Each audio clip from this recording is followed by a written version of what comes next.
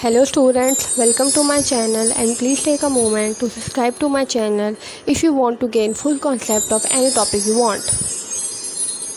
Hello students, welcome to the biology class, and in this class we learn about the topic LRT, which means lower respiratory tract, and we learn about its parts. So students, now we learned about the topic lower respiratory tract parts, which consist of 4 parts: larynx, trachea, bronchi and the lungs. First of all, we learned about the larynx. It is the enlargement in the airway between the pharynx and the trachea. Enlargement means that it is a large or extended part of the respiratory tract, and it is present below the pharynx and above the trachea. It is made up of muscles and cartilages. Cartilages are the soft bones, and one of its cartilage is called epiglottis. Epiglottis usually stands in an upright position and causes the air to pass through the larynx and move towards the lungs. But during the event of swallowing is occurring, it presses downwards and causes the larynx to move upward, which led to preventing of food to enter into the larynx, which can lead to coughing.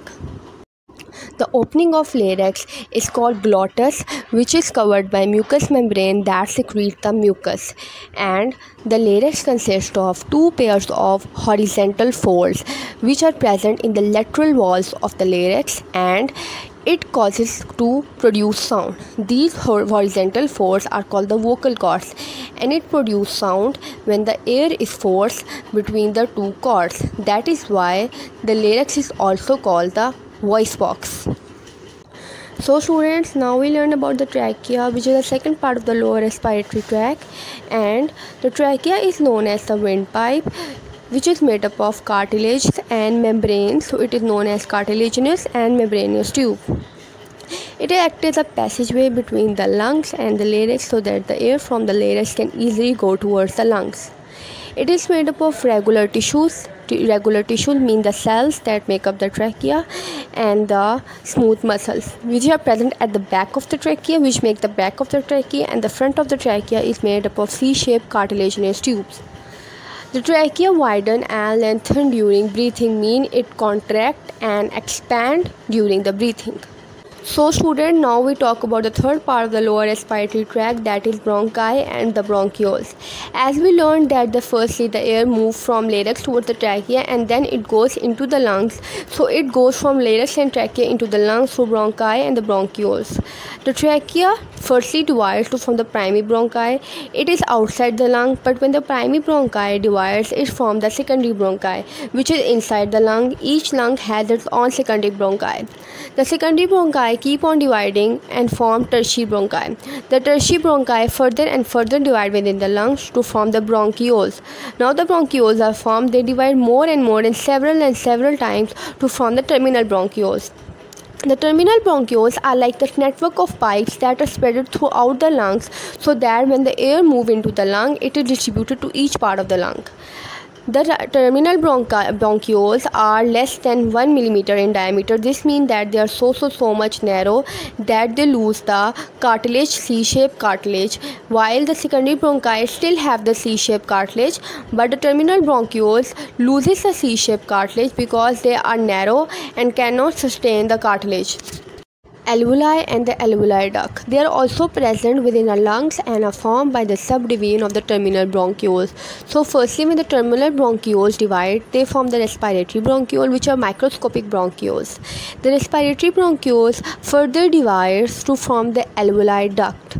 The alveoli duct then give rise to tiny air-filled chambers. Chambers mean that the small sacs that contain air and are involved in gas exchange between the air and the blood.